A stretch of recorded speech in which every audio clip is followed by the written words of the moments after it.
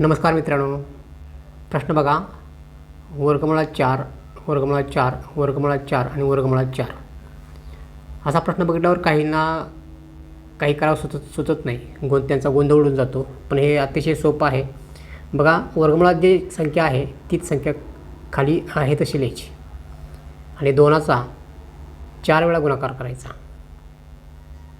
म्हणजे 2 गुणिले 2 गुणिले 2 गुणिले 2 हे 2 दूनी 4, 4 दूनी 8, 8 दूनी 16. हे 16 4च्या डोक्यावरती लिहायचं आहे आणि 16मधून 1 वजा करून 15 अंशामध्ये लिहायचं आहे. म्हणजे 4चा 15/16 असं हे उत्तर.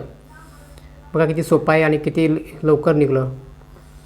आता हे तुमच्यासाठी गणित घ्या. वर्गमुळात 3 वर्गमुळात 3 वर्गमुळात 3 याचं उत्तर कमेंटमध्ये लिहा. तर व्हिडिओ कसा वाटला, आवडला असेल तर लाईक करा, शेअर करा आणि मित्रांना सांगा. आपल्या चॅनलचं नाव आहे हसत खेळत शिकूया.